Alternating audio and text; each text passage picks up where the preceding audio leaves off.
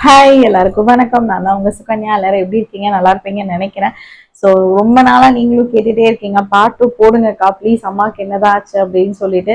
And complaint பார்த்தாலும் தெரிஞ்சிருப்பீங்க. And so நம்ம லேட் பண்ணாம வீடியோக்குள்ள போய் பார்க்கலாம்.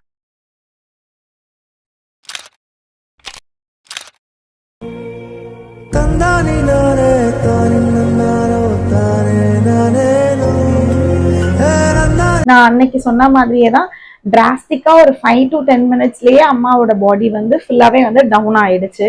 லைக் லைக் ஹாஸ்பிட்டல் போனோம், ட்ரிப் சேர்த்து வீட்டுக்கு கூட்டிட்டு வந்தாங்க.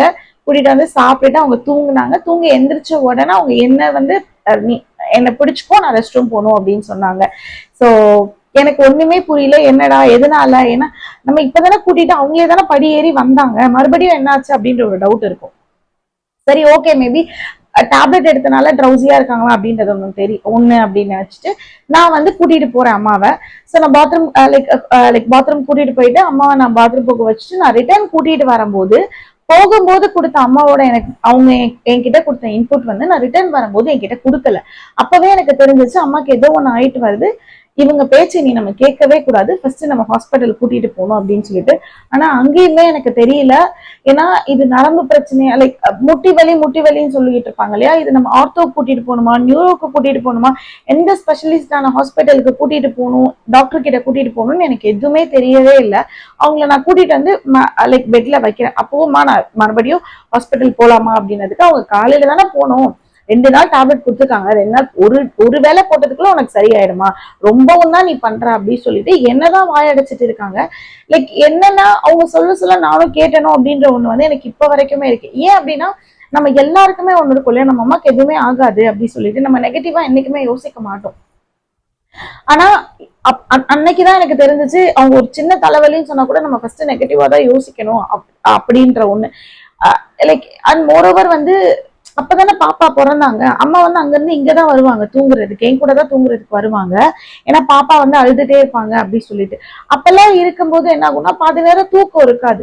ஆப்வியஸா வந்து பொண்ணோட குழந்தை, அது பேரனோ பேத்தியோ, லைக் அதுவும் நான் ஒரே பொண்ணு வேற. சோ முத பாட்டி ஆயிருக்காங்க அப்படிங்கும் போது அந்த சந்தோஷம் எல்லாமே வந்து ரெட்டிப்பாகும் இல்லையா. சோ அதனால அவங்களுக்கு பாதி தூக்கம் வராது. அவனே தூங்கிட்டு இருந்தாலும் இவங்க முழிச்சு அவனை ரசிக்கிறது எல்லாமே வந்து அங்க இருக்கும். சோ ஒருவேளை இவங்க உண்மையாவே தூங்காதனாலதான் இவங்க இவ்வளவு டயர்டா இருக்காங்க போலன்னா என் புத்திக்கும் எட்டுச்சு. நானும் விட்டுட்டேன். அதனாலதான் காலையில ஜென்ரல் டாக்டர் கிட்ட கூட்டிட்டு போகணும். ஆனா அவங்களுக்கு ஒரு 5 o'clock நான் ரெஸ்ட் ரூம் கூட்டிட்டு வரதுக்குள்ள எனக்கு எனக்கு இல்ல, நம்ம மேஜரா நம்ம வேற ஏதாவது டாக்டர் கிட்ட தான் போகணுங்கும் போது எனக்கு எந்த டாக்டர் கிட்ட போகணுன்றது நான் சொன்ன மாதிரி எனக்கு தெரியல. சரி ஓகே அப்படின்னு சொல்லி நான் பார்த்துட்டு இருக்கிறதுக்குள்ளேயே இங்க பாப்பா அழறான்.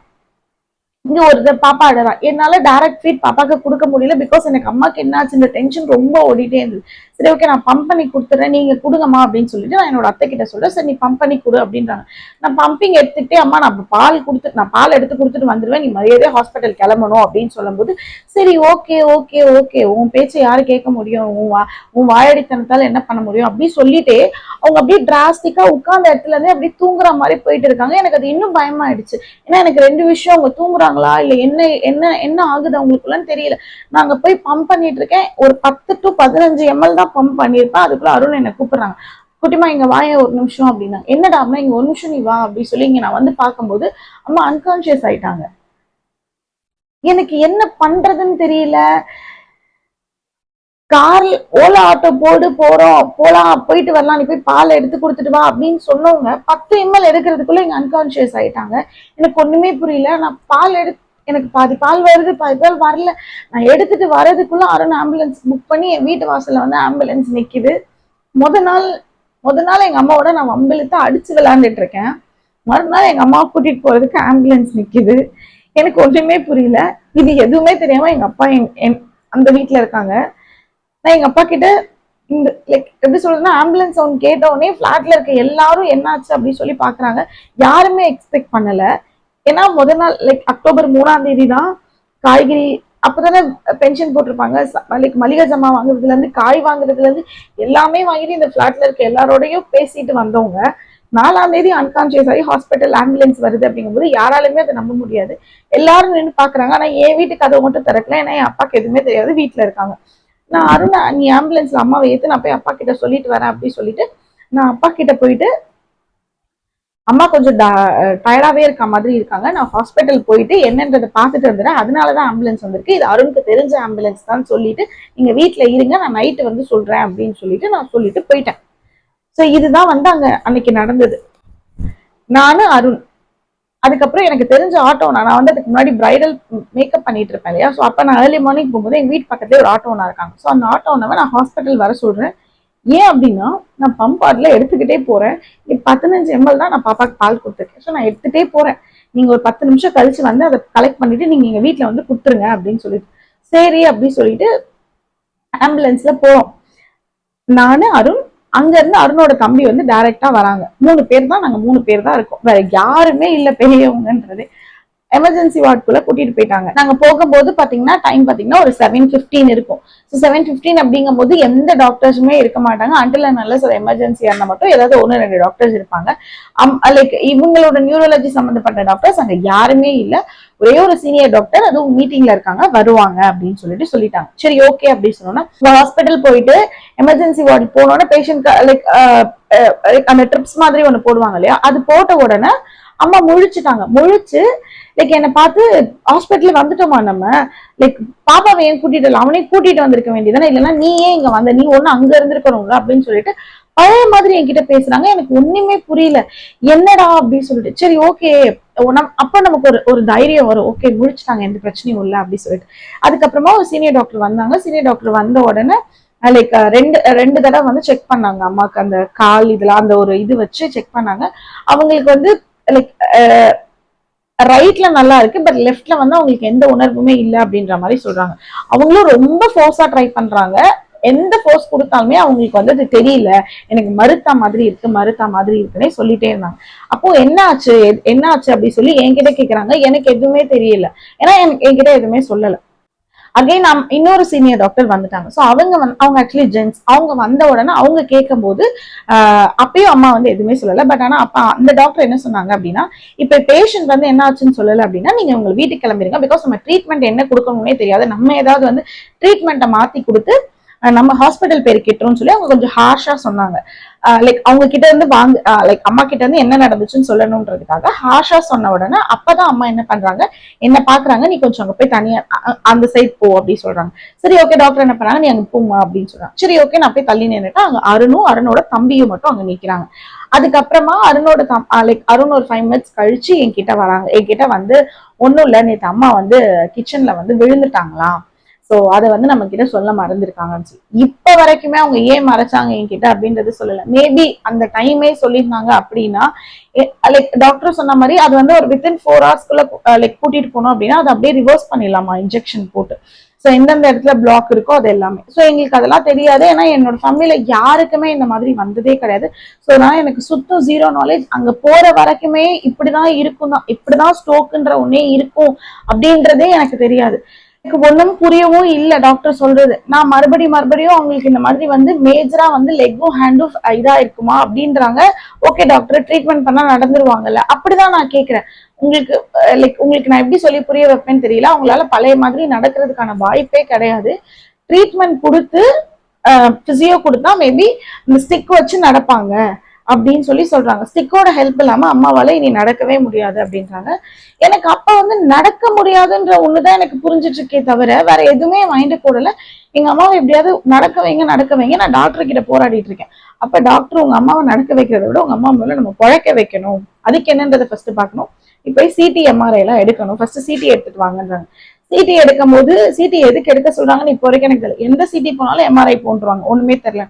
எம்ஆர்ஐக்கு போறோம், எம்ஆர்ஐக்கு போகும்போது 2 தடவை அம்மா கோஆபரேட்டே பண்ணல. பிகாஸ் அந்த லைட்டிங் ஆஃப் ஆகி வரும்போது அவங்களுக்கு அங்க பிரைனோட ஃபங்க்ஷனேட் ஆகுறதா என்னன்னு சுத்தமா ஒத்துக்கவே இல்லை, ஃபெயிலியர் ஆகிட்டே வருது. அப்புறம் 3ஆவது தடவைக்கு யாராவது உள்ள போலாமான்னு கேட்கும்போது என்ன போகக்கூடாதுன்னு சொல்லிட்டாங்க, பிகாஸ் நான் ஃபீடிங்ல இருக்கேன் அப்படின்றதுனால ரேடியேஷன் ஏதாவது பாப்பாக்கு இன்ஃபெக்ட் ஆயிரும் சொல்லிட்டு. அப்புறம் அருண் தான் உள்ள போறாங்க 3rd டைம். அருண் உள்ள போயிட்டும் ஒரு 2 times கிட்ட கோஆபரேட் பண்ணல. அதுக்கப்புறம் அருண் வந்து நான் இருக்கேன் அப்படின்னு சொல்லி காலை கெட்டியமா புடிச்சுக்கிட்டாங்க போல. என் காலை மட்டும் நீ பாத்துக்கிட்டே இரு அப்படின்னு சொல்லி, அதை மட்டும் நீ யோசிச்சுட்டே இரு அப்படின்னு சொல்லும் போது 3rd டைம் கோஆபரேட் பண்ணிட்டாங்க. எம்ஆர்ஐ ஓகேவா வந்துருச்சு. But result next day morning தான் வரும். ஏன்னா நாங்க எம்ஆர்ஐக்குள்ள போகும்போதே நைட் 8:30 9 ஆயிடுச்சு.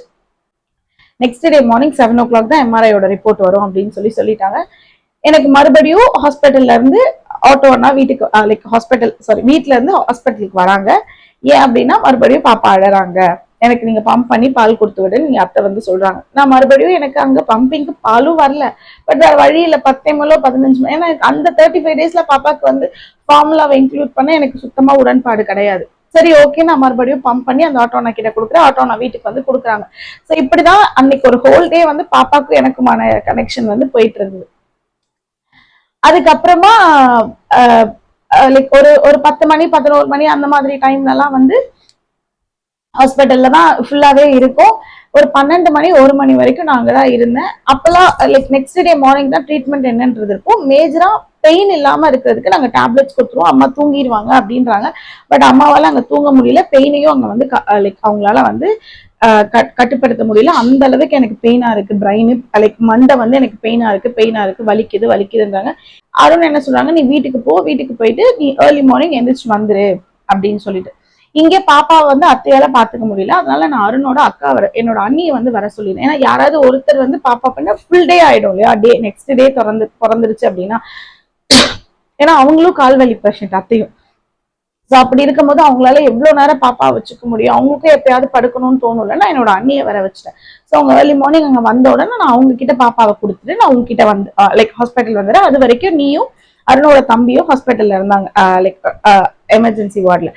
திடீர்னு நைட் ஒரு 3 மணி 4 மணிக்கு அருண் வந்து எனக்கு கால் பண்றாங்க. நான் அப்போ லைக் யாருக்கு தூக்கம் வரும் சொல்லுங்க, நான் போனை வச்சுட்டு இருந்தேன். என்னடா என்ன ஆச்சு, அம்மா என்ன எதுவும் என்கிட்ட பேசணும்னாங்களா, சரி கூட நான் பேசுறேன். ஏன்னா நான் ஹாஸ்பிட்டல்ல இருந்து வரும்போது அப்படிதான் வந்தேன். நான் போயிட்டு காலைல வர நீ படுமா அப்படின்னு சொல்லிட்டு தான் நான் வந்தேன். இல்ல அம்மா வந்து நம்ம ஐசியூக்கு கூட்டிட்டு வந்துட்டோம், அங்க ஒரே புழுக்கமா இருக்கு, அவங்களுக்கு ரொம்ப வேர்க்குதுன்னு சொல்லிட்டே இருந்தாங்க, அதனால நம்ம ஐசியூக்கு கூட்டிட்டு வந்துட்டோம் அப்படின்னு சொல்லிட்டு இவன் சொல்றான். என்னால அதை ஏத்துக்காமே இருக்க முடியல. இவங்க சொல்ற ரீசன் என்னால ஏத்துக்காம இருக்க முடியல. பட் ஆனா சரி ஓகே நீங்க இருங்க, நான் 7 மணிக்கு வந்துடுறேன் அப்படின்னு சொல்லிட்டு நான் வைக்கிறேன், கொஞ்ச நேரம் படு அப்படின்னு சொல்லிட்டு. கரெக்டா 7 மணிக்கு அருண் வந்து எனக்கு கால் பண்ணாங்க, கிளம்பிட்டியா அப்படின்னு சொல்லி. இல்ல அத்தை அப்ப படுத்திருந்தாங்க, அத்தை படுத்திருக்காங்க, அதுக்குள்ள அண்ணியும் வந்துட்டு இருக்காங்க, யாராவது ஒருத்தர் வந்தா கூட நான் வந்து கொடுத்துட்டு நான் வந்துடுறேன், ஒரு 10 மினிட்ஸ் பாத்துக்கோ அப்படிங்கும் போது அப்ப அருண் சொல்றான், நான் ஒண்ணு சொல்றேன் அப்படின்னு சொல்றேன். என்ன அப்படின்னா, அம்மா வந்து அன்கான்சியஸ் போற மாதிரி இருக்காங்க லைட்டா, அப்பப்ப அன்கான்சியஸ் போயிட்டு வராங்க, நீ கொஞ்சம் சீக்கிரம் வா ஹாஸ்பிட்டலுக்கு அப்படின்னு சொல்றான். எனக்கு என்ன பண்றேன்னு தெரியல. நான் போயிட்டு வேகமா அத்தையை போய் எழுப்புறேன், அம்மா எந்திரிங்கம்மா, அம்மா இந்த மாதிரி அன்கான்சியஸ் போற மாதிரி மறுபடியும் போற மாதிரி இருக்கா, நான் போய் பாக்குறேன், நீங்க அண்ணி வந்தாங்கன்னா பாப்பா பாத்துக்கோங்க அப்படின்னு சொல்லிட்டு நான் வந்து போயிடுறேன்.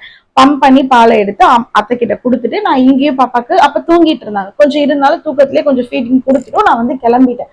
நான் போறதுக்குள்ளேயே வந்து ஃபுல்லாவே அன்கான்சியஸ் போயிட்டாங்க. ஃபுல்லானா நான் உள்ள போகும்போது எதுவுமே தெரியல, நான் யாருன்னு தெரியல, எதுவுமே தெரியல, அவங்க டோட்டலாவே அன்கான்சியஸ் போயிட்டாங்க. எனக்கு என்ன பண்ணணும்னு தெரியல. நான் போயிட்டு ஐசியூல போயிட்டு கத்துறேன், அம்மா என்ன முழிச்சு பாருன்னு.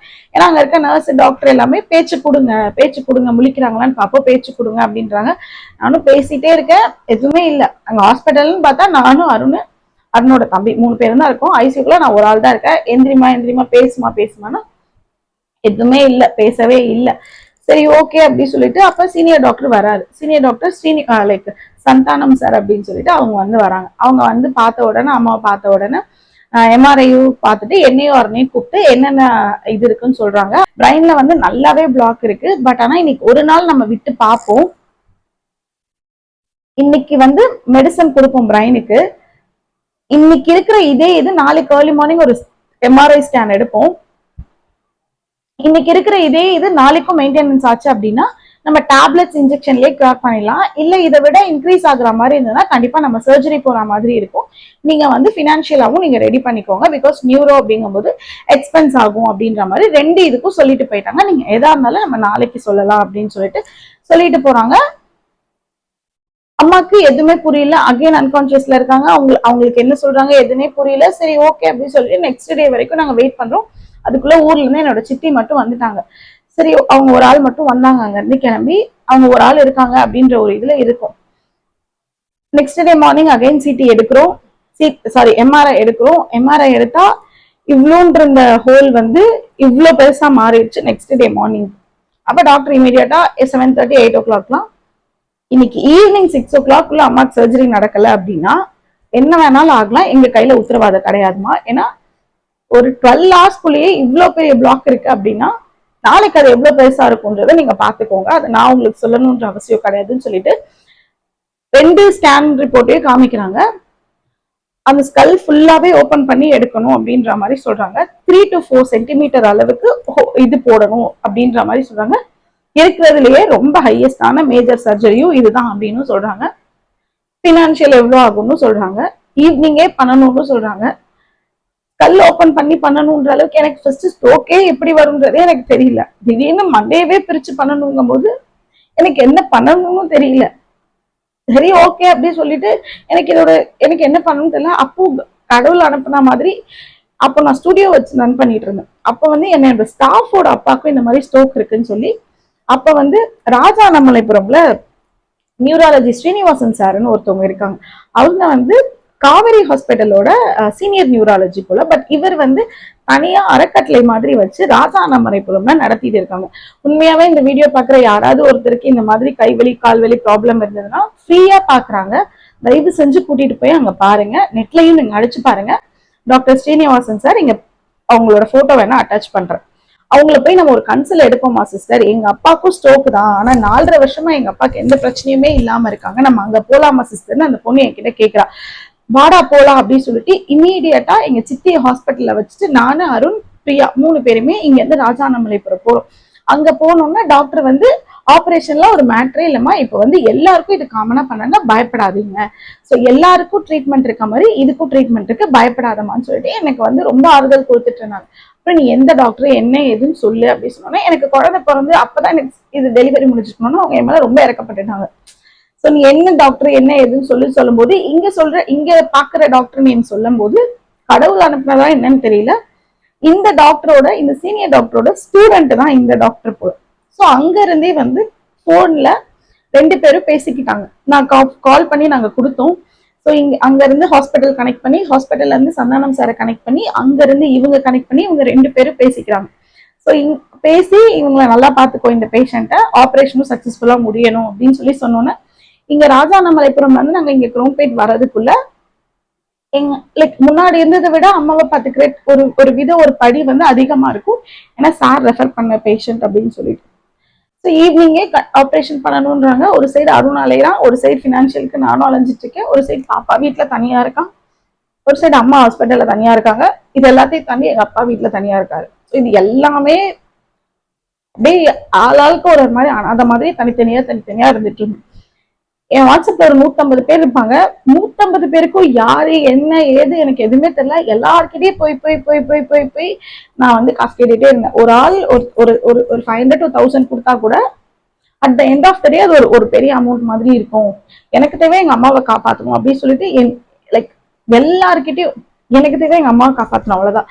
யார் என்னை பத்தி என்ன பேசினாலும் எனக்கு பிரச்சனை கிடையாது அப்படின்னு சொல்லிட்டு தெரிஞ்சவங்க தெரியாதவங்க அவங்களுக்கு தெரிஞ்சவங்க என்னென்னமோ வகையில நானும் ஃபினான்ஷியலா என் ஜுவல் வச்சு என் பாப்பா ஜுவல் இந்த மாதிரி எல்லாமே ஃபினான்ஷியலா ஒரு விலைக்கு ஹாஸ்பிட்டல் போயிட்டு லைக் ஒரு வழியா வந்து ஹாஸ்பிட்டல்ல பே பண்ணி அம்மாக்கு வந்து அப்பயும் ஹாஸ்பிட்டல் ஆப்ரேஷன் தியேட்டருக்குள்ள போகும்போது லைக் ஃபினான்ஷியலா எல்லாமே ரெடி பண்ணி அங்க போய் ரிசப்ஷன்ல போய் ஹாஸ்பிட்டல் ஆப்ரேஷனுக்கு போய் பணம் கட்டிட்டு ஐசிக்குள்ள உள்ள போய் பாக்குறேன். எங்க அம்மா வந்து மொட்டை போட்டுட்டு படுத்திருக்காங்க அன்கான்சியஸ் ஆகி. அவங்களுக்கு என்ன நடக்குது எது நடக்குதுன்னே தெரியாம படுத்திருக்காங்க. என்னால வந்து பார்க்காமயும் இருக்க முடியல. சரி ஓகே அப்படின்னு சொல்லிட்டு எல்லாத்தையும் நம்ம அம்மாக்கு தானே உழைச்சிருப்பாங்க, முடியல ஒரு பெரிய விஷயம் கிடையாது அப்படின்னு சொல்லிட்டு ஓகே அப்படின்னு சொல்லிட்டு விட்டுட்டு அப்புறம் ஆப்ரேஷன் போறதுக்கு முன்னாடியே அந்த அட்வான்டேஜ் டிஸ்அட்வான்டேஜ் எல்லாம் சொன்னாங்க. ஆப்ரேஷன் டைம்லயும் என்ன வேணா நடக்கலாம், சாமி கும்பிட்டுக்கோங்க அப்படின்னு சொல்லிட்டு மேஜர் அப்படின்றதுனால 3.5 மணி நேரம் நடந்துச்சு அந்த ஆப்ரேஷன். நிறைய பிளட் லாஸ் ஆச்சு. அப்புறம் வெளியில வந்தாங்க சக்சஸ்ஃபுல்லா. ஆனா ஆப்ரேஷன் நல்லபடியா முடிஞ்சிச்சு. ஒரு 24 hours கிட்ட அம்மா வந்து அனஸ்தீசியா கொடுத்துருக்கனால இதாதான் இருப்பாங்க, அன்கான்சியஸா, பயப்பட வேணாம், ஆப்ரேஷன் நல்லபடியா முடிஞ்சு, உயிருக்கு ஆபத்து இல்லை அப்படி சொன்னாங்க. ஒரு வழியா நிம்மதியா அன்னைக்கு நைட்டு கொஞ்சம் தூங்கினேன். நெக்ஸ்ட் டே 3 நாள் அன்கான்சியஸ்ல தான் இருந்தாங்க. 4வது நாள் டாக்டர் என்ன சொல்லிட்டாங்க அப்படின்னா வென்டிலேஷன் ஹெல்ப்போட தான் அம்மா வந்து உயிரே மூச்சு விட்டுட்டு இருக்காங்க, ரொம்ப நாள் வென்டிலேஷன்லயும் இருக்க வைக்க முடியாது. லைக் இன்னும் 2 நாள் பார்க்கணும், அப்படி இல்லை அப்படின்னா ட்ரெக்காஸ்டமி அம்மாவுக்கு போடணும் அப்படின்ற மாதிரி சொன்னாங்க. ட்ரெக்காஸ்டமினா அகைன் எனக்கு என்னன்னு தெரியல. என்னன்னு பார்க்கும்போது இங்க தொண்டையில வந்து ஹோல் மாதிரி போடணும், அது வழியா வந்து அம்மாவுக்கு வந்து ஒரு டியூப் மாதிரி போட்டு ஏதோ நிறைய டேர்ம் சொன்னாங்க. அதுல ஃபர்ஸ்ட் டேர்ம் என்ன அப்படின்னா, நீ அம்மா கிட்ட போகவே கூடாது அப்படின்ற மாதிரி ஒரு மேஜர் ரூல் வந்து ஒரு கோடு மாதிரி அங்க ஒண்ணு வச்சுட்டாங்க. ஏன் அப்படின்னா இங்க ஒரு ஹோட்டையா இருக்கும் இல்லையா, அம்மா சும்மா இருமுனா கூட உனக்கு அது அஃபெக்ட் ஆகும். பிகாஸ் நீ டைரக்ட் ஃபீட் பண்ற பாப்பாக்கு இன்னும் 2 மாசம் கூட முழுசா முடியல. ஸோ நீ டைரக்டா போகவே கூடாது, ரெண்டு ரெண்டு கொஞ்சம் தள்ளி தான் நீ அம்மாவே பாத்துக்கணும். அதுக்கு நீ ஓகேன்னு சொன்னா மட்டும்தான் நாங்க ட்ரெக்காஸ்டமிக்கு ரெடி பண்ணுவோன்ற மாதிரி சொல்லிட்டாங்க. நான் அங்கேயே பாதி அடைஞ்சிட்டேன். கான்சியஸ்ல அன்கான்சியஸ்ல இருந்தாவது அட்லீஸ்ட் தொட்டாவது பார்த்துட்டு இருந்தோமே, இப்ப அதையுமே பார்க்க கூடாது சொல்றாங்களே அப்படின்னு சொல்லிட்டு அப்ப என்ன பண்ணலாம்னு யோசிக்கும் போது அப்ப டாக்டரே சொல்றாங்க, நீங்க உங்க அம்மாக்கு வந்து ஒரு நர்ஸ் ஒருத்தவங்களை தனியா நீ வந்து ஹோம் நர்ஸ் வந்து ஒருத்தவங்களை போட்டுட்டு அது நீங்களா ரெடி பண்ணாலும் ஓகே, இல்ல எங்க ஹாஸ்பிட்டல்ல இருந்து 2-3 டைப் இருக்கும், அவங்க கொடுத்தாலும் ஓகே, பட் போட்டே ஆகணும், நீ கிட்ட போக கூடாது அப்படின்ற மாதிரி சொன்னாங்க. சரி ஓகே அப்படின்னு சொல்லிட்டு விட்டுட்டேன். அதுக்கப்புறமா அம்மாவுக்கு வந்து ட்ரெக்காஸ்டமி போட்டாங்க, இங்க ஹோல் இது பண்ணி, அதுக்கப்புறம் வென்டிலேஷன்ல இருந்து எடுத்துட்டு இது போட்டாங்க. இதுக்கப்புறம்லாம் எல்லாமே தாண்டி அம்மாவை கொஞ்சம் எந்திரிச்சு உட்கார வைக்கிறது, அதுக்கப்புறம் வந்து சோஃபால உட்கார வைக்கிறது, இந்த மாதிரி எல்லாம் உட்கார வச்சுட்டே இருந்தாங்க. ஆனா அப்பயுமே சொல்லிட்டாங்க அந்த மாதிரி நடக்க முடியாது, லைக் பிடிச்சிட்டு நடப்பாங்க. அதுவுமே ஒரு 6 மாசம் 7 மாசம் கழிச்சுதான், அது வரைக்கும் அம்மா பெட் ரிட்டனா தான் இருப்பாங்க, நீங்க அது வரைக்கும் இந்த மாதிரி ஒரு நர்ஸ் போட்டு நீ பாத்துக்கோ, அதுதான் பாப்பாக்கு சேஃப், நீ ஃபீடிங் கொடுக்கறனால அப்படின்ட்டாங்க. சரி ஓகேன்னு சொல்லியாச்சு. அங்க இருக்க எல்லாருக்குமே வந்து தெரிஞ்சிருச்சு எனக்கு 2 மாசம் குழந்தை இருக்கான், அதை வச்சுட்டுதான் நான் இங்க வந்துட்டு இருக்கேன் அப்படின்னு சொல்லி. ஸோ அதனாலேயே எல்லாருமே நல்லாவே அம்மாவை வந்து ஒரு கேரா பாத்துக்கிட்டாங்க. முக்கியமா அந்த ஹோம் கேர் நர்ஸ், அந்த பொண்ணு பேர் வந்து துர்கா. ஸோ அவங்க ரொம்ப நல்லா அம்மா, எனக்கு அது அப்போ கொஞ்சம் நிம்மதியா இருந்தது. பிகாஸ் யாரோ ஒருத்தர் வந்து அம்மாவை பாத்துக்கிறாங்க, இது அதுவும் சின்ன பொண்ணா, ஸோ அதனால வந்து பாத்துக்கிறாங்க. ஆனா 4 மாசம் கழிச்சு அந்த பொண்ணுக்கு கல்யாணம். ஸோ 5 மாசத்துல கிளம்பிட்டாங்க. வீட்டுக்கு கூட்டிட்டு வந்து 2 மாசம் தான் வீட்டுல இருந்தாங்க. கல்யாணம்னு சொல்லிட்டு அவங்களும் கிளம்பிட்டாங்க. அதுக்கப்புறம் இன்னொரு நர்ஸ் வந்தாங்க, அதுக்கப்புறம் இன்னொரு நர்ஸ் வந்தாங்க. அம்மா இறந்து போற வரைக்குமே ஒரு நர்ஸ் வந்து நான் போட்டுட்டே தான் இருந்தேன். அதுக்கப்புறம் ட்ரெக்காஸ்டமில அம்மா ஒரு 15 நாள்ல இருந்து 20 நாள் இருந்தாங்க. ஹாஸ்பிட்டல் டோட்டலா 2 மாசம் 2.25 மாசம் இருந்தாங்க. ட்ரெக்காஸ்டமி எடுக்கிறதுக்கும் நிறைய ட்ரைனிங் கொடுத்தாங்க அம்மாக்கு. ஸ்பீச் பண்ணணும் அப்படின்ற மாதிரி எல்லாம் சொன்னாங்க. அதுல நிறைய அம்மா டிஃபிகல்ட்டி ஃபேஸ் பண்ணாங்க. லைக் இதுல சுகர் இருந்தது அம்மாக்கு. நல்ல வேலை தேங்க் காட் பிபி மட்டும் நார்மலா தான் இருந்துச்சு. பிபி ஏறவோ இறங்கவோ அந்த மாதிரி எல்லாம் எதுவுமே கிடையாது. அப்புறம் ஒரு 20 டேஸ்க்கு அப்புறம் இந்த ட்ரெக்காஸ்டமி வந்து எடுக்கிறதுக்கு ஆப்ரேஷன் தியேட்டருக்குள்ள போயிட்டு அதையும் எடுத்துட்டு வந்தோம்னா அவங்க சொன்ன ஃபர்ஸ்ட் லைக் எடுக்க போறதுக்கு, ஐ மீன் ஆப்ரேஷன் தியேட்டர் கூட்டிட்டு போறதுக்கு முன்னாடி ட்ரையல் பண்ணாங்க, எப்படி ஸ்பீச் வருதுன்னு சொல்லி நம்ம பார்க்கணும் அப்படின்ற மாதிரி சொன்னாங்க. அந்த ஓக்கல் கார்டு வந்து நம்ம செக் பண்ணணும் அப்படின்னு சொல்லிட்டு அதுக்குன்னு ஒரு குட்டி ஒரு கிரீன் கலர்ல ஒரு சர்க்கிள் மாதிரி இருந்தது, அதை அங்க வைக்கும் போது அவங்களால பேச முடியும் அப்படின்னு சொல்லிட்டு அதை அப்படி வைக்கும் போது ஃபர்ஸ்ட் 2 நாள் வந்து அவங்களால முடியல, வலிச்சிச்சு, ஸ்ட்ரெயின் பண்ண வேணாம்னு சொல்லிட்டு 3rd டே அகைன் பண்ணும்போது அவங்க சொன்ன ஃபர்ஸ்ட் வேர்ட் வந்து அன்பு அப்படின்ற ஒரு வேர்ட் தான் சொன்னாங்க. ரொம்ப யோசிச்சு யார் பேர் சொல்றதுன்னு பார்த்து அன்பு அப்படின்னாங்க. அது வந்து ரொம்ப பெரிய விஷயமா இருந்தது. நான் பட்ட கஷ்டத்துக்கெல்லாம் ஒரு பலன் சொல்லுவோம், அது வந்து ஒரு ஏன் அப்படின்னா நான் ஒரே பொண்ணு, 6 வருஷம் நானும் எனக்கும் குழந்தை இல்லை. ஸோ ஃபர்ஸ்ட் டைம் வந்து சாரி அருண் அங்க இருந்துட்டு அழாத, சாரி, நான் இதுக்குதான் ஆக்சுவலி ரொம்ப யோசிச்சேன் இந்த வீடியோ எடுக்கிறதுக்கு. சாரி.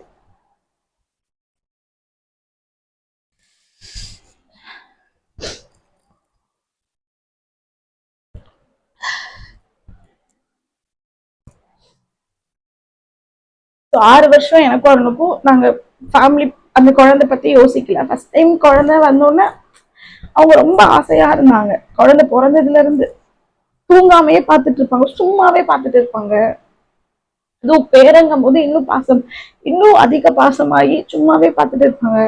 தூங்கிட்டு இருந்தாலும் சும்மாவே தூக்கி வச்சுட்டு இருப்பாங்க. அப்படி இருக்கும்போது ஃபர்ஸ்ட் வார்த்தையா அவன் பேரை சொன்னது வந்து ரொம்ப இதாச்சு. ஏன்னா ஆப்ரேஷன் முடிச்சுட்டு வெளியில வந்தோம், சாரி ஆப்ரேஷன் போறதுக்கு முன்னாடி டாக்டர் சொன்ன முதல் வார்த்தை என்னன்னா, மண்டையோட ஒரு பகுதியே அம்மாவுக்கு இருக்காது,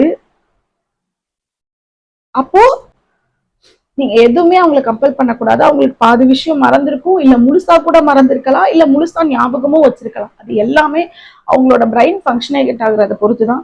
அவங்க எது சொன்னாலும் அதுதான் கரெக்ட், அது தப்பு அப்படின்னு நீங்க ஆர்குமெண்ட் பண்ணக்கூடாது அப்படின்னு சொன்னாங்க.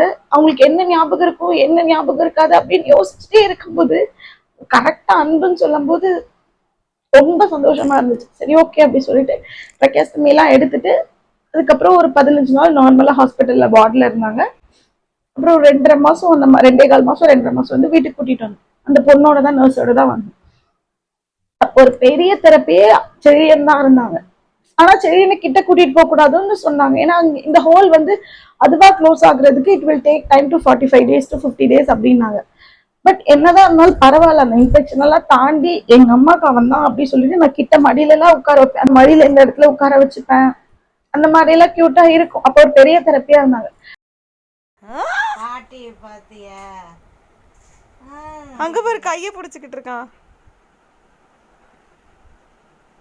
அம்மா என்னடா சொல்றாங்க? நாள் போக போக போக போக என்னாச்சு அப்படின்னா ஃபர்ஸ்ட் அம்மா நம்ம 10 நாள்ல நடந்துருவேன் அப்படின்னு சொல்லி நான் சொன்னேன். 10 நாள்ல நடந்துருவேன், ஆனா அந்த 10 நாள் நீ பிசியோ ஒத்துக்கணுமா அப்படின்னு சொன்னேன். ஸோ எங்க அம்மா 10 நாள் எண்ணிட்டே இருந்தாங்க. அந்த வலிச்சாலும் கொண்டாலும் நிறைய கத்துவாங்க, நிறைய கத்துவாங்க. அவங்களுக்கு அப்படியே கை வந்து இப்படி வந்துருச்சு, ஃபுல்லாவே இந்த மாதிரி வந்துருச்சு.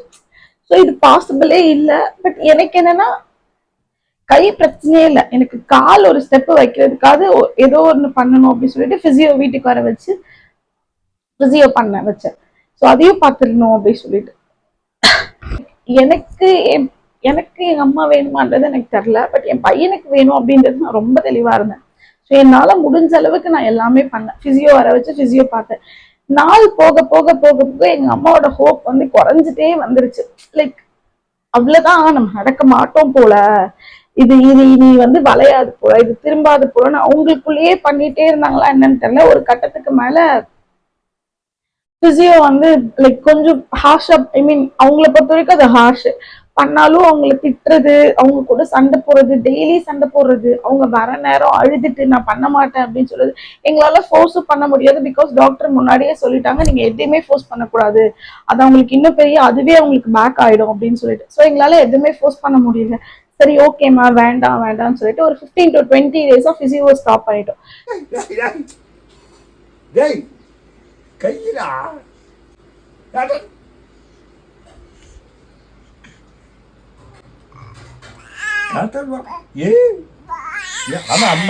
பிசியோ ஸ்டாப் பண்ணிட்டு அருண் என்ன பண்ணா அப்படின்னா சைக்கிள் இருக்கும் இல்லையா, லைக் இந்த மாதிரி ஸ்ட்ரோக் பேஷண்ட்டுக்குன்னே சைக்கிள் இருக்கு. ஸோ அதை வீட்டுக்கு ரெண்ட் எடுத்து அதுக்கப்புறம் வீல் சேர் ரெண்ட் எடுத்து இந்த சைக்கிள்ல மார்னிங் அண்ட் ஈவினிங் 10 நிமிஷம் வந்து அருண் உட்கார வச்சு அந்த மாதிரி பண்ணுவாங்க.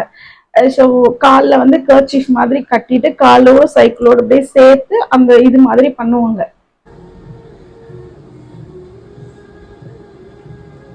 நீ இப்படி இருந்தீங்கன்னா நான் நடந்துருவேன், பிசியோலாம் வேண்டாம் அப்படின்னு சொன்னா அது ஒரு மாசம் போச்சு. அந்த அந்த ஒரு சந்தோஷத்துல இருந்தாங்க, நான் நடந்துருவேன் அப்படின்னு சொல்லிட்டு. சரிம்மா அப்படின்னு சொல்லிட்டு எங்களுக்கு என்னன்னா நீ நடக்கலனாலும் பிரச்சனை இல்லை, நீ நல்லா இரு, நீ சந்தோஷமா இருமா, எங்க கூட இரு அப்படின்ற மாதிரிதான் இருந்தது. பட் நாள் போக போக போக போக போக போக போக அவங்களுக்கு ஹோப் குறைஞ்சிருச்சு. அவங்களுக்கு என்னை பார்த்தா பிடிக்கல. ஐ மீன் அந்த இது நம்ம என்ன சொன்னாலும் இவன் நம்மளுக்கு கஷ்டத்தையே கொடுக்குறான். ஐ மீன் பிசியோ வந்து அவங்களுக்கு சுத்தமா பிடிக்கவே இல்லை. ஆனா ஸ்ட்ரோக்குக்கு வேற வழியே இல்லையே, யாரு போய் கேட்டாலும் பிசியோ தான் கொடுக்கணும் அப்படின்ற மாதிரி சொல்லிட்டாங்க. ஸோ என்னை வந்து திட்டிக்கிட்டே இருக்க ஆரம்பிச்சாங்க, உன்னாலதான் எனக்கு நைட்டு பகலும் வலிக்குது, உன்னாலதாங்கும் போது என்னால எதுவுமே பண்ண முடியல. எனக்கு என்னன்னா அட்லீஸ்ட் அவங்க ரெஸ்ட் ரூம் போயிட்டு வர அளவுக்காக அவங்களோட கால் இருக்கணும், பிடிச்சு நடக்கிறதுக்காகவது. அவ்வளவுதான், கையெல்லாம் நான் எதிர்பார்க்கல, எனக்கு கை வரலனாலும் பிரச்சனை இல்லை அப்படின்ட்டு. அதுக்கப்புறம்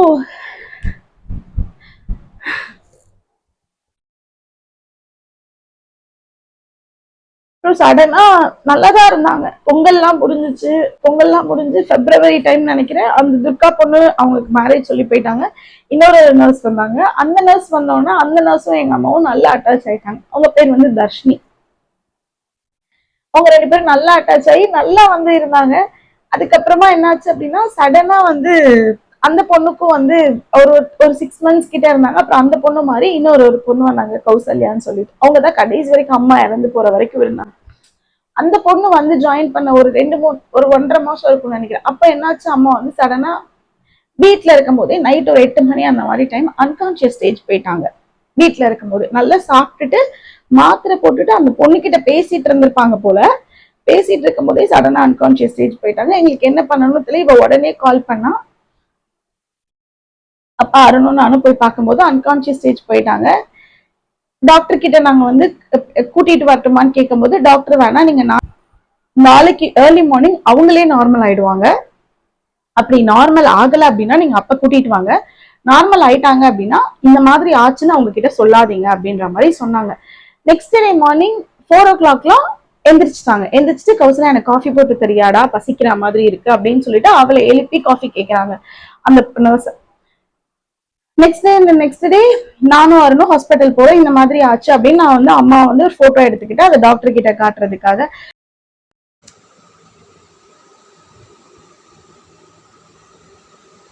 மா இங்க பாருங்க மா, கேக்குதா நான் பேசுறது? தண்ணி குடிக்கிறீங்களா மா? என்ன பாருங்கம்மா. போய் காட்டும் போது டாக்டர் வந்து இது காமனா பிரைன் வந்து ஃபங்க்ஷனேட் ஆகாம அப்படியே ஸ்டாப் ஆயிருந்திருக்கு. ஸோ இது வந்து காமன்மா, நீங்க பயப்படாதீங்க. நெக்ஸ்ட் டே மார்னிங் நார்மல் ஆயிடுவாங்க. எப்பவுமே இந்த மாதிரி ஒரு 12 hours 18 hours அது ஒரு ஸ்லீப் மோட் மாதிரி போயிடுவாங்க.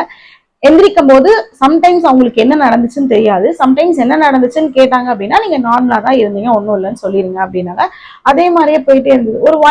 ஒரு ஃபர்ஸ்ட் டைம் ஆனாங்க. அப்புறம் ஒரு 15 to 20 days அந்த மாதிரி ஆகல, நார்மலான 20 daysக்கு அப்புறம் என்ன ஆச்சு அப்படின்னா மறுபடியும் ஒரு தடவை ஆனாங்க. அதுக்கப்புறம் ஒரு 20 days எதுவும் ஆகல.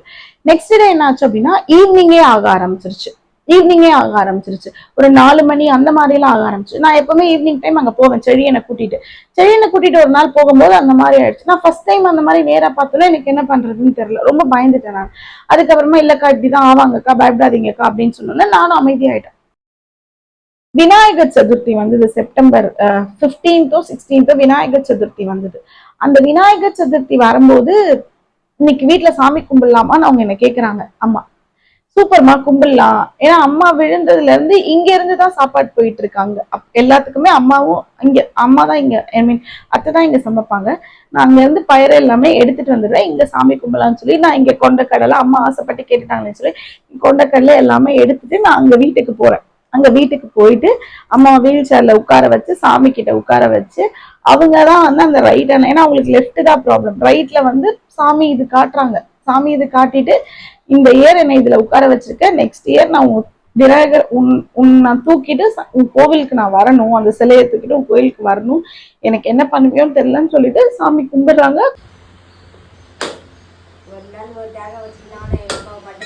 கும்பிட்டுட்டு எனக்கெல்லாம் விபூதி அவங்க தான் வச்சு விடுறாங்க. எனக்கு சரின்னு எல்லாத்துக்குமே விபூதி அவங்க தான் வச்சு விடுறாங்க.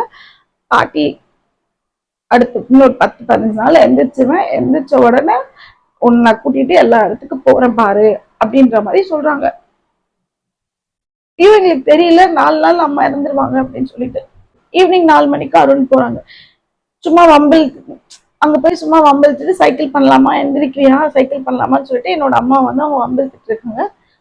அப்ப அருண் வந்து எனக்கு கால் பண்றாங்க 4:30 போல. இவங்க 4:30க்கு போனாங்க, இவங்க 4 o'clock அருண் போனாங்க. 4:30க்கு என்ன கூப்பிடுறாங்க வரியா அப்படின்னு சொல்லிட்டு. சரி இரு நான் செடின்னு கூட்டிட்டு வரேன் அப்படின்னு சொல்லிட்டு 4:30 போறேன். அப்ப இவன் ரொம்ப அழுதுட்டு இருந்தான். சரி இவனை விட்டுட்டு நான் மட்டும் போறேன் 4:30க்கு. 4:30 போயிட்டு டீ குடிக்கிறதுக்கு டீ குடிச்சிட்டாங்களா என்னன்னு நான் போய் கிச்சனுக்குள்ள போய் செக் பண்றேன். டீ அப்பதான் குடிச்சிருக்காங்க. ஒரு 4:45க்கு நான் ரூம்குள்ள போறேன். அம்மா ரூம்குள்ள போயிட்டு என்ன எப்படி நான் அவங்கள பாக்குறேன். அவங்க எப்படி என்னையே பார்த்துட்டே இருக்காங்க. பார்த்துட்டே இருந்தோம்னா என்னம்மா ஒரு 2 நாள் தான், அதுக்கப்புறம் நீ எந்திரிச்சிருவியா, நீ வேணா பாத்துக்கிட்டே இரு, இப்பதான் டாக்டர் கிட்ட பேசிட்டு வந்திருக்க அப்படி சொன்னோன்னே இந்த 2 நாள்ல நீ எந்திரிச்சிருவா அப்படி சொன்னோன்னே என்னை பார்த்து அழுதாங்க. நிஜமாதாமா சொல்றேன், நீ என்ன பண்ணிட்டு இருக்க, நிஜமாதான் சொல்றேன் அப்படி சொன்னோன்னே இன்னும் அழுதாங்க. அப்ப அருண் என்ன பார்த்து சும்மா இரு அப்படி சொல்லி சொன்னான். சரி ஓகே அப்படி சொல்லி சொன்னேன். ஆனா இது சொல்லல. எனக்கு அப்பவே கண்ணு கலங்குச்சு. பட் எனக்கு என்ன நடக்குது எதுவுமே எனக்கு தெரியல. பிகாஸ் லைஃப்லயே ஃபர்ஸ்ட் டைம் நான் அப்படி ஒரு ஃபேஸ் பண்ணிட்டு இருக்கேன். அந்த மாதிரி ஒரு ஹார்டஸ்ட் சுச்சுவேஷன் அங்க நான் ஃபேஸ் பண்ணிட்டு இருக்கேன். பட் அருணுக்கு தெரிஞ்சிருக்கு சம்திங் அங்க நடக்க, அதனாலதான் என்ன போன் போட்டு நீ வா அப்படின்னு சொல்லி சொன்னாங்க. சரி என்ன கூட்டிட்டு வான்னு சொன்னாங்க. நான் சும்மா போறேன். அவன் அழுதுட்டு இருக்கான், நான் சும்மா போறேன். அப்பா அங்க ஹால்ல தூங்கிட்டு இருக்காங்க. என்னை பார்த்து அழுறாங்க. நான் அப்பயே சத்தியமா 2 நாள் தாம்மா அப்படின்னு மறுபடியும் அழுறாங்க. ஒரு மூச்சு மாதிரி ஒண்ணு விட்டாங்க. என்னை பார்த்துட்டு அப்படியே இறந்துட்டாங்க. அந்த என்னை பாக்குறதுக்காக தான் ஒரு 5 to 10 minutes அப்படியே உயிரை கையில பிடிச்சிட்டு இருந்திருக்காங்க. அதுவே எனக்கு தெரியல. ஆனா அங்க ஏதோ நடக்க போது நடுவு கிட்ட பட் எனக்கு தெரியல.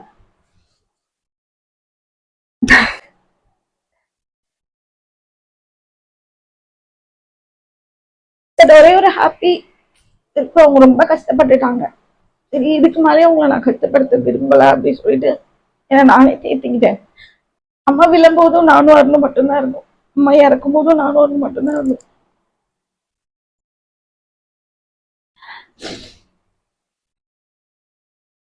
நான் இவ்வளோ ஹெல்ப் பண்ணி எல்லாமே பண்ணியும் என்னால 1 இயருக்கு மேல எங்க அம்மாவை பத்தி பாத்துக்க முடியல. யாருமே அப்படி விட்டவே விட்டுறாதீங்க. தலைவலின்னு சொன்னா கூட அதை நெகட்டிவா யோசிங்க. ஏன்னா நம்ம அம்மாங்க நம்ம கிட்ட எதுவுமே சொல்ல மாட்டாங்க நம்ம கஷ்டப்படுவோம்ட்டு. தலைவலின்னு சொன்னா கூட அதை நெகட்டிவா யோசிச்சு டாக்டர் சொல்லட்டும் பாசிட்டிவ் அப்படின்னு சொல்லிட்டு நம்மளாம் நம்ம அம்மாக்கு எதுவுமே ஆக வேணாம்னு நினைக்கிறேன். நம்ம அப்படி நம்ம மைண்டுக்கு அப்படிதான் தோணும் நம்ம அம்மாக்குலாம் எதுவுமே ஆகாது அப்படின்னு சொல்லிட்டு. அதுக்கப்புறம் அது வரைக்கும் நர்ஸ் இருந்தாங்க. அதுக்கப்புறம் நர்ஸ் அனுப்பிட்டு அப்பாவை அதுக்கப்புறம் நான் என்ன தேத்துறதுக்கு தான் ஆள் வேணும்னு பார்த்தா அதுக்கப்புறம் நான் அப்பாவை கொஞ்சம் கொஞ்சமா தேத்தி தேத்தி தேத்தி தேத்தி கொண்டுட்டு வந்து பிகாஸ் எனக்கு என்ன நாள் கல்யாணம் ஆயிடுச்சு. நான் இருக்கேன்னு எங்க அப்பா கிட்ட சொன்னாலும் என்னால அங்க இருக்க முடியாது. அதுதான் ரியாலிட்டி. அப்ப நான் உங்களை தனியா தான் வச்சாகணும். அங்க என்னால எங்க அப்பாவை ஒரு கட்டத்துக்கு மேல வைக்க முடியல. ஒரு 2 months கழிச்சு அப்பாவுக்கு தனி வீடு பார்த்து அப்பாவை நான் தனியா வச்சுட்டேன். அதுக்கப்புறம் ஒரு பேசிக் போன் அப்பாவுக்கு ஒன்று வாங்கி கொடுத்துட்டேன். இப்ப அந்த போன்ல வந்து என் நம்பர் மட்டும்தான் இருக்கும். வேற யார் நம்பரும் இருக்காது. அருண் நம்பர் கூட அதுல இருக்காது. ஏன்னா எங்க அப்பாவுக்கு போட தெரியாது. என் நம்பர் மட்டும்தான் இருக்கும். இது இப்படி இப்படி போடணும்னு சொல்லி கொடுத்துருக்கேன். நான் எப்படி போட்டா எடுக்கணும் அப்படின்றத எவ்வளவு தடவை சொல்லி கொடுத்தாலும் புரிஞ்சுக்க மாட்டாங்க. ஐயோ மறந்துட்டேன், இது அமுக்கணும்னு சொன்னல நான் மறந்துட்டேன் அப்படின்னு சொல்லிட்டு அவங்களா கால் பண்ணி நான் சாப்பிட்டுட்டேமா நான் சாப்பிட்டுட்டேன் அப்படின்னு சொன்னாதான் எங்க அப்பாவுக்கு எதுவுமே இல்லை, எங்க அப்பா நல்லா இருக்காங்க அப்படின்னு எனக்கு தோணும். அப்பதான் எனக்கு ஒரு சந்தோஷம் இருக்கும். ஏன்னா அவங்களுக்கு 2 காதுமே கேட்காது. முந்தானே அப்படிதான் இப்போ வரைக்கும் போயிட்டு இருக்கு. மார்னிங் ஆஃப்டர்நூன் நைட்டு 3 வேலையும் கால் பண்ணுவாங்க. ஒரு வேலை கால் பண்ணலனாலும் எனக்கு இங்க கையும் ஓடாது கால் ஓடாது. ஏன் கால் வரல ஏன்னா நான் கால் பண்ணா எடுக்க மாட்டாங்க. அவங்களுக்கு எடுக்க தெரியாது, மறந்துடுறாங்க. எவ்வளவு தடவை சொன்னாலும் மறந்துடுறாங்க. நோட்ல எழுதி கொடுத்துட்டு வந்திருக்கேன், இந்த பட்டன் அமுக்குங்க இந்த பட்டன் அமுக்குங்க. ஆனா கேட்கல, அவங்களுக்கு தெரியல. என்னால ரொம்பவே கம்பல் பண்ண முடியல. இப்பதான் நான் இதை கத்துருக்கேன், இது அதையும் கத்துக்கிறேன் அப்படின்னு சொல்லிட்டு. முந்தானே ஒண்ணுமே இல்லை. நான் வீட்டுக்கு போகும்போது கரண்ட் இல்லை, போன்ல சார்ஜ் இல்ல, ரொம்ப கம்மியா தான் இருந்தது. நான் பிளக் ஆன் பண்ணிட்டு அங்கேயும் ஆன் பண்ணிட்டு கரண்ட் வந்தாலும் சுவிட்சை போடுங்கன்னு சொல்லிட்டு வந்தேன்.